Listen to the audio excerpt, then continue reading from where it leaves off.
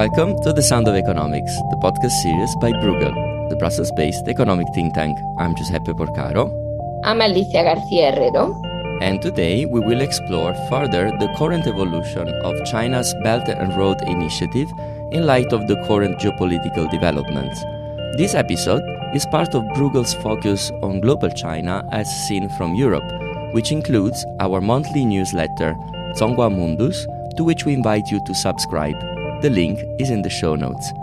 Joining our conversation today is Shui Gong, who is Assistant Professor in China Program of the S. Rajaratnam School of International Studies at the Nanyang Technological University of Singapore. Hi, Shui Gong. Thanks for connecting with the Sound of Economics. How are you? Hi, thank you, Giuseppe and Alicia, for having me here in the Bruegel podcast. I'm doing very well. And thanks for connecting from Singapore. If I'm correct, you are over there now in this very moment, correct?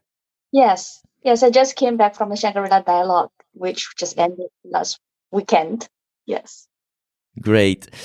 Coming back to the topic of our conversation, the Belt and Road Initiative can be considered as China's most important soft power strategy on record. It was announced by President Xi in 2013, and since then, it has grown in economic but also political relevance. In fact, from less than 70 countries in the 6 corridors originally included in the BRI, the official number of members is now well above 150. In the same way, the projects covered by this grand strategy not only have increased in number, but also in complexity, whether sectorial or geographical. However, since the COVID-19 pandemic started, this initiative has received a major shock, notwithstanding the geopolitical confrontation with the United States and the current situation with the war in Ukraine. Shui, you are an expert on the topic, and I would like to ask you a provocative kick-off question. Will the Belt and Road Initiative be another casualty of the pandemic? Well, there's background of this question, right? The COVID is definitely a black swan, and we've seen the declines, or at least, in terms of quantity that China's BRI in Southeast Asia, for example, is really happening. We don't really see much, actually, we don't really see any new projects being announced in the region at all. However, with that being said, that doesn't mean China's support for BRI is being suspended because of COVID. As a matter of fact, because due to the incoming competition or competitive initiatives posed by the United States, such as the IPEF in the Pacific Economic Framework, we've seen that the tongs or the support for BRI is still being there. That's one thing.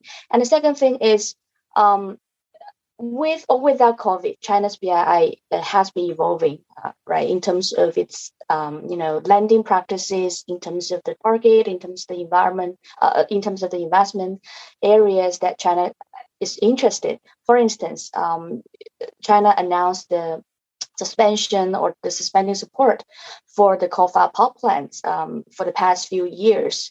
That is really something different. So definitely, to answer your question, the Black Swan pandemic posed a heavy blow to China's global development initiative. But with that being said, that doesn't necessarily mean that China will walk away from this political legacy posed by the President Xi Jinping. Alicia, what is your first reaction to this panoramic from Shui? Well, I quite agree that it's basically, your question is, a strong statement, which I think sets the tone. From those 150 countries, some are hesitant now. Some European countries in particular. And in a way, we do see much less investment, much less lending. All of that is happening. At the same time, as Shui was describing, the whole concept is evolving. The fact that apparently it's shrinking in size, in terms of lending or even projects, doesn't necessarily mean it will not be relevant. It might mean that it will be different. And the question really is, how different? I mean, what's this new BRI? And actually, I'm going to make a little bit of publicity, Giuseppe, because we're going to hold a seminar next week, 23rd, in Brussels, exactly on this BRI 2.0. And I think Xue will help us a lot to redefine the idea of BRI, because I think that's where we are. I mean, as many other things in China, it's kind of a redefinition, which doesn't mean it is dead, it is just different. Well, speaking about these differences, because I think we need to delve a bit into that. First of all, there is the issue of the investment itself. So you've seen there is a sharp slowdown related to the pandemic, but basically, what is the projection in terms of investment? How this investment will rebound or not, according to your forecast, Xue?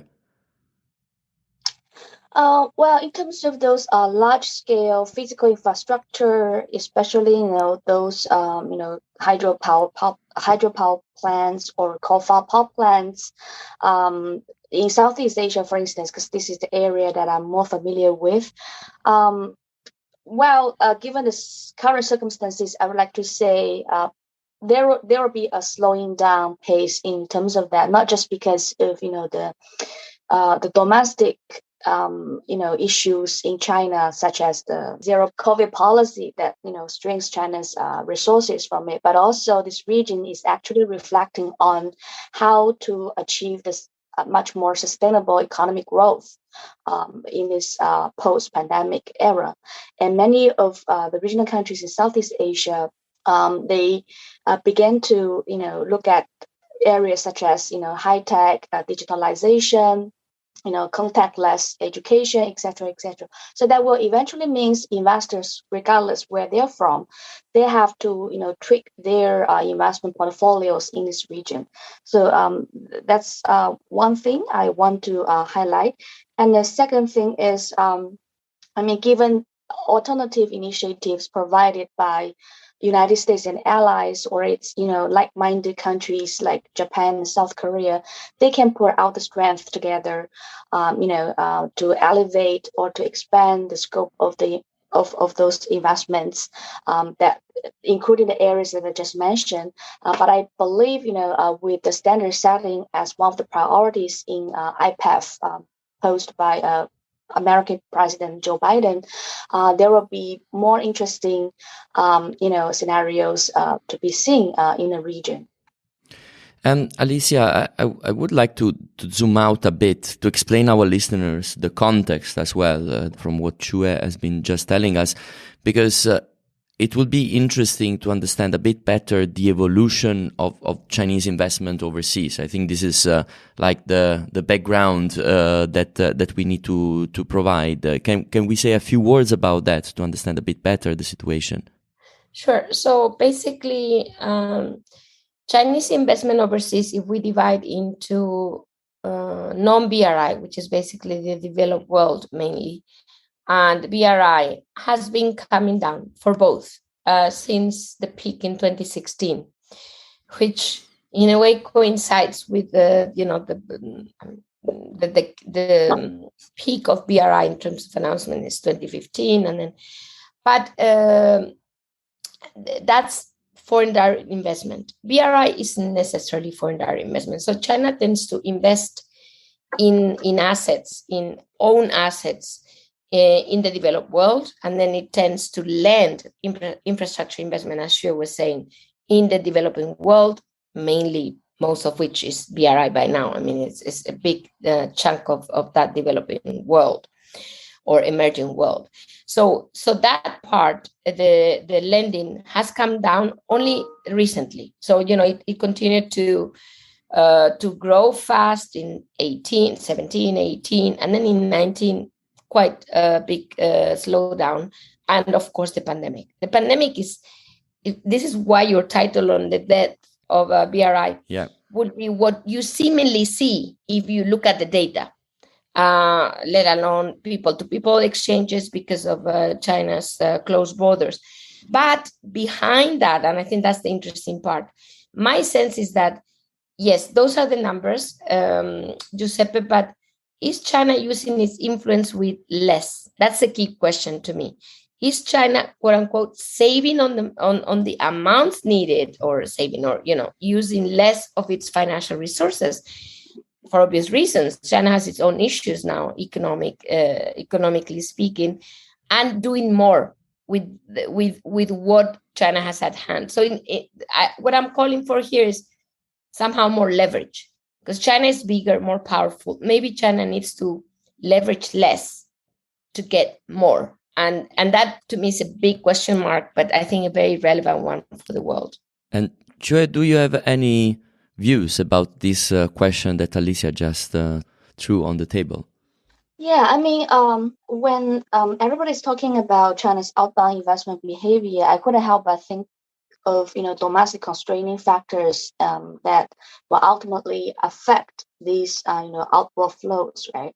So I'm thinking, I'm trying to also understand like how the dual circulation, especially the inner circulation that tries to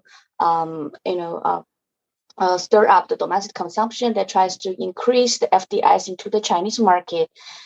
This kind of preparation, to what extent it will have impact on China's own OFDI behavior.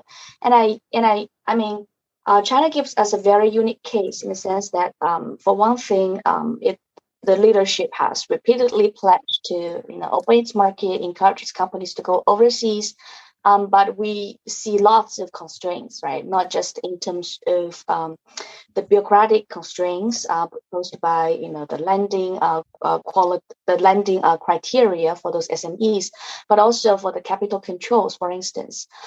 So we've seen some like market-driven behavior, especially by those non-SOEs companies.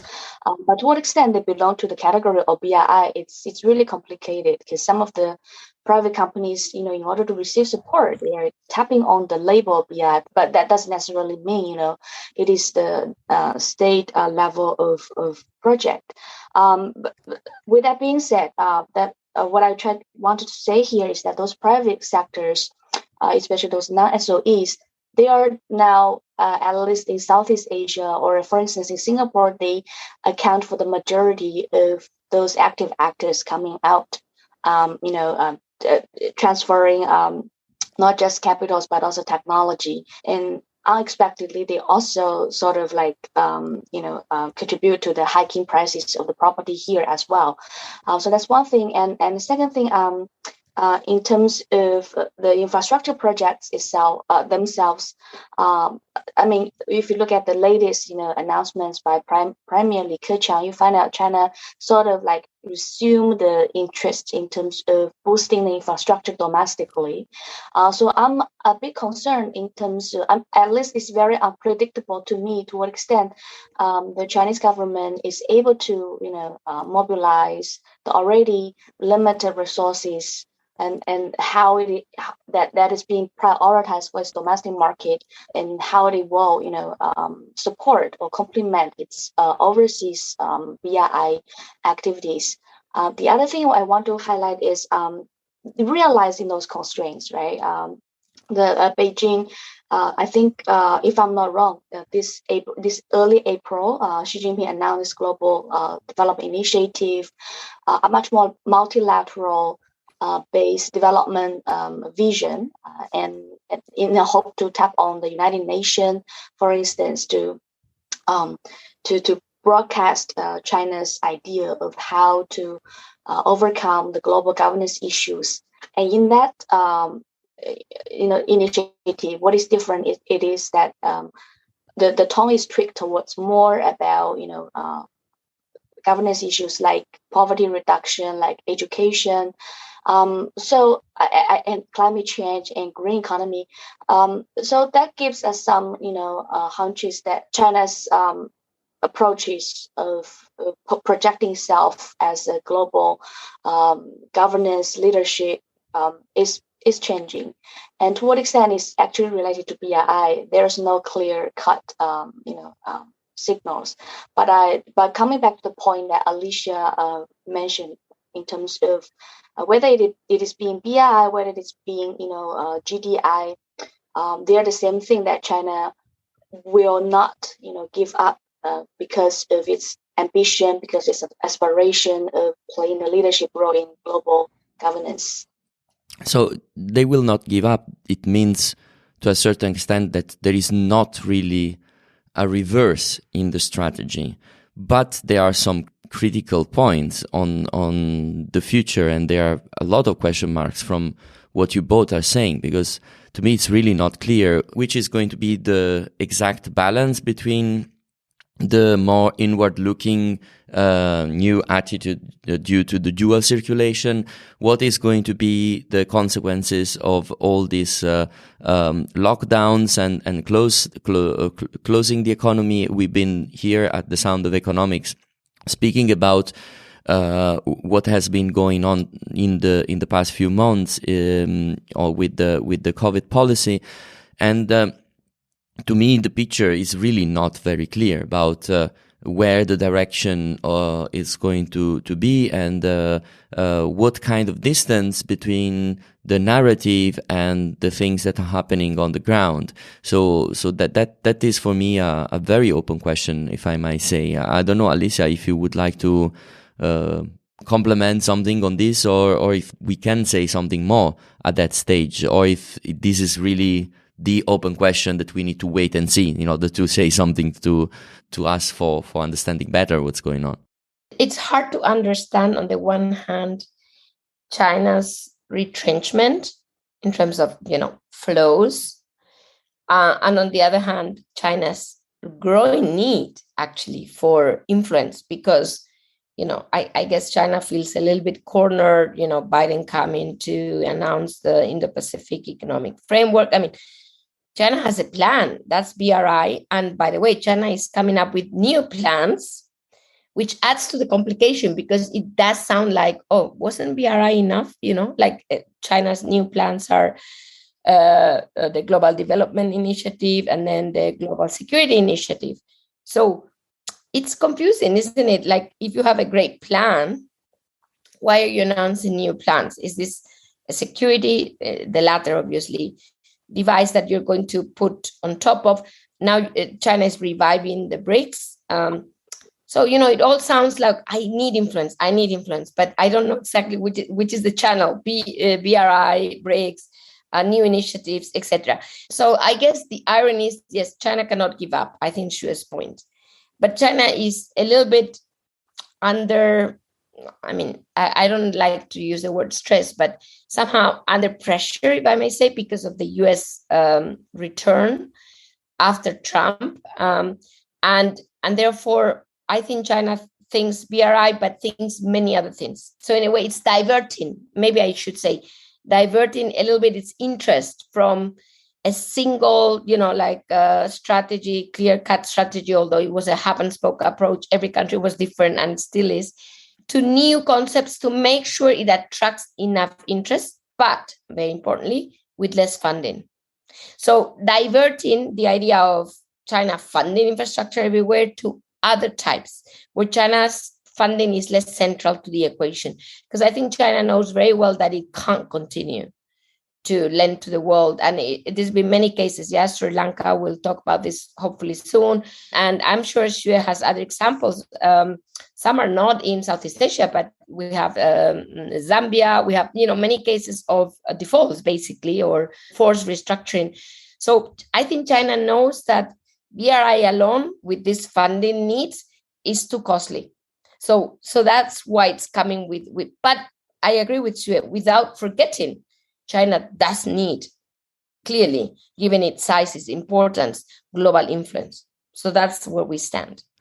I quite like your point about in the moment where there is less funding, there is a multiplication of announcements of initiatives in order to keep the attraction with less resources. And if I might make a comparison here, we are not that foreign to this kind of strategy at the European Union level, because we are very good at announcing repeatedly new initiatives, at EU level, and sometimes not necessarily with enough funding, or sometimes new initiatives are just relying on the same old funding of before. Why I'm making this point? Because of course we are looking at China, but we are also looking at the role of Europe. We mentioned the United States, but I would like to bring into the equation as well the European Union, because they've announced repeatedly several initiatives in that space. One of the last one being the Global Connectivity Initiative, which should also be some sort of European response to the Belt and Road Initiative. So I don't know if either Xue or you, Alicia, would like to also have a word about the perception of, the United States perception. We speak a lot about it also within the geopolitical frame and so on. But what is the perception of the action of the EU within the space of the Belt and Road Initiative, especially because some of the countries are directly, targeted by both funding from China and from the EU? Well, thanks for pointing that out. I think one of the effects or the consequences the BRI has been bringing to this world is the reactions by either other major powers or middle powers. You can sense that the rise of China, means something to the economy, global politics. Specifically in terms of the EU's initiative, this region in Southeast Asia there were some voices, showing the interest. Of course, this is very much in tandem with the ASEAN's way of doing things. For instance, diversifying, stakes, diversifying interests with different partners. And this region is really much inclusive in terms of welcoming all the initiatives. So definitely it is a welcome gesture by Southeast Asia. But this region is also very pragmatic in terms of, as you say, in terms of the differences between rhetoric slogans and the concrete actions. And EU's way is definitely different, for a variety of reasons that the United States also share. For instance, they may be unable, to enjoy the mobilization of domestic resources to support those long-term but low return, infrastructure projects. But what is fascinating in this region is in terms of areas such as health, such as technology standard setting.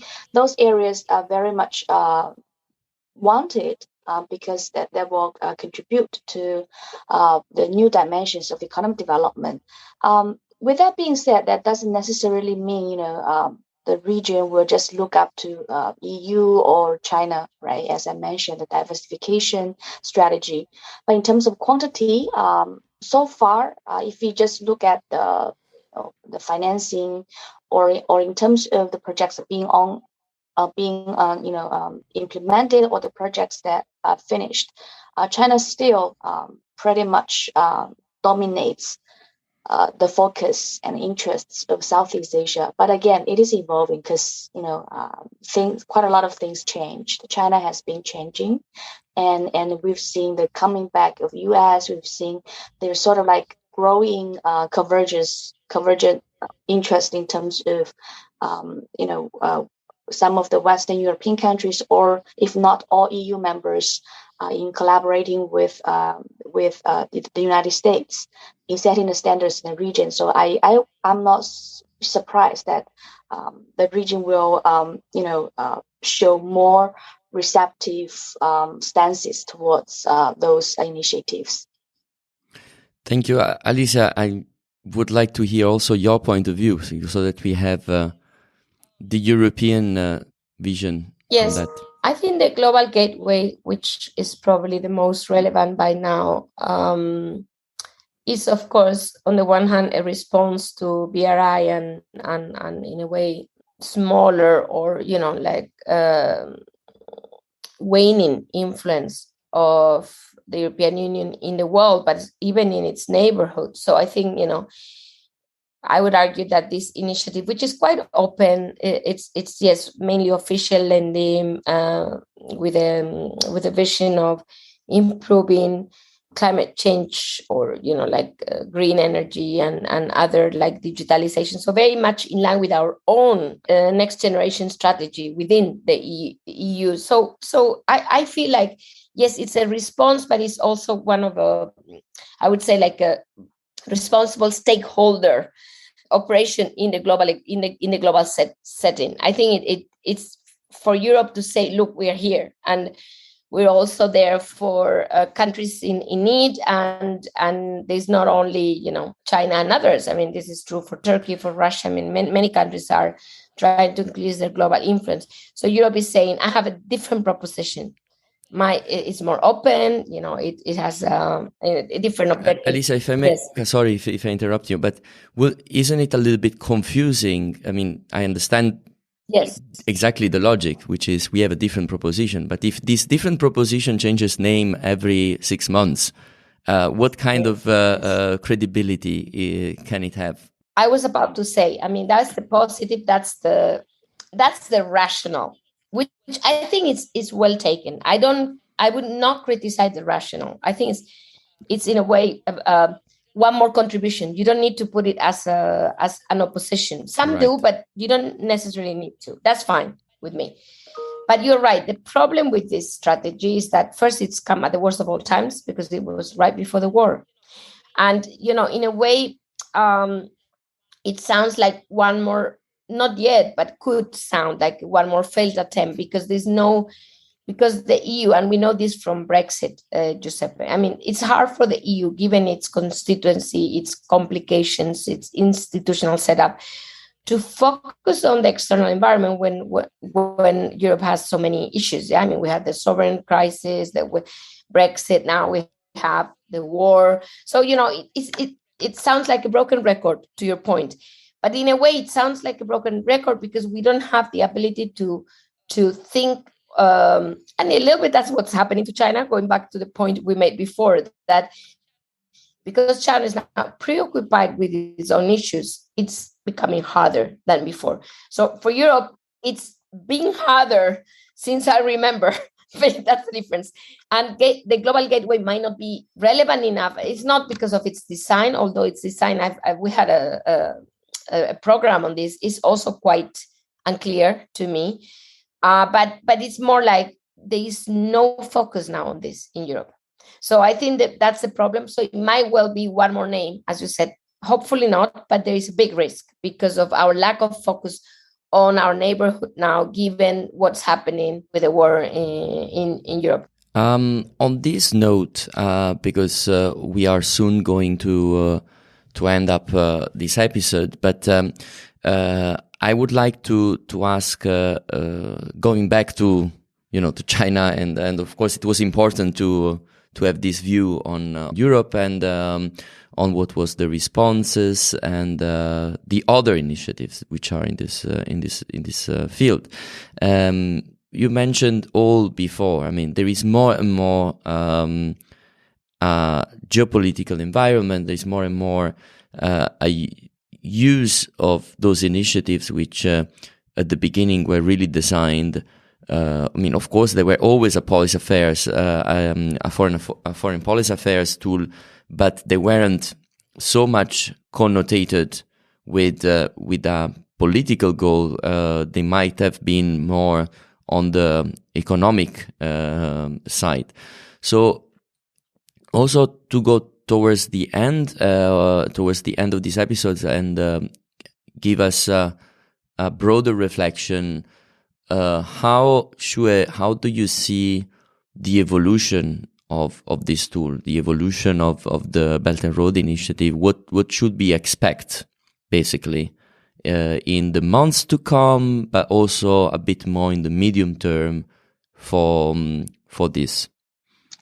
Yeah, it is really dependent on, it looks to me really dependent on the Chinese politics, in the sense that, would it be the political scenario, after this autumn, where the party congress, the 20th party congress will be held. And that will mean a lot, not just in the directions, the future or the perspective of BRI, but also in Chinese foreign policy and, and the regional security or regional governance, etc., etc. But I mean, if like what most people predict, if President Xi still can carry on with the position, which most believe he will, the BRI, as already written in the constitution, as one of his most significant foreign policy legacy, they will definitely be carried on, right? And even if with reduction of financing, or with the tweaking strategies of the areas that China will be, financing.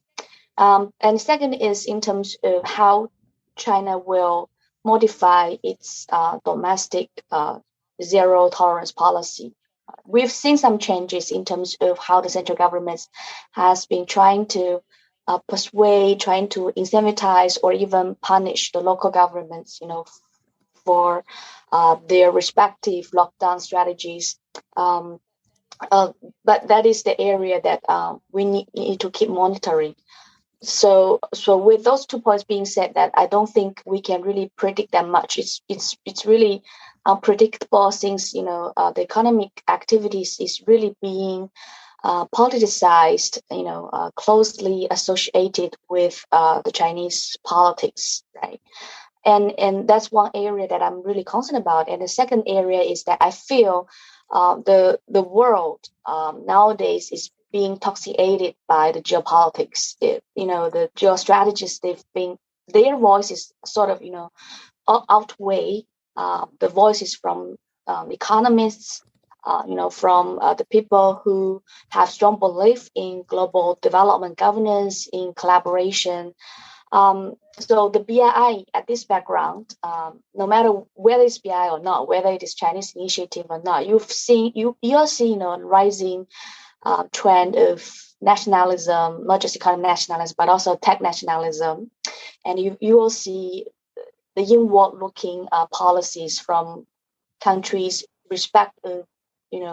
regardless of their regime types, whether it be democratic or authoritarian. So I mean, I may sound pessimistic. Still, I feel it's necessary to point it out. And the last point is, I think the middle or small powers, they need to strengthen their voices in those regional and global affairs, in a sense that the conversations about development, about economic growth shouldn't be hijacked by politics. Alicia, would you like to have also some final remarks before we conclude this conversation? Yes, I will be brief because I know we're out of time. I agree with Xue. In fact, I was taking notes because Xue, we have this event, and I think you are very wise on this theme because you have a longer term perspective. I felt like, wow, this is really changing so drastically. You know what I mean? Like you see the data. I mean, at the end of the day, I'm an economist, so I worry that China is really moving out of many projects. It's just quite impressive. And as you know, around 15 projects only in Southeast Asia. So there is this, but you're right that on a longer perspective, because of China's influence in the world, it's hard to think that change will not be just an evolution, which I think that's where I want to end up with, that it's an evolution of influence, not a shortening of influence. And I think for the rest of the world, your point is well taken for Europe. We need to learn to live with that, but we also need to learn to find our space. And that was Giuseppe's point on Europe's global gateway.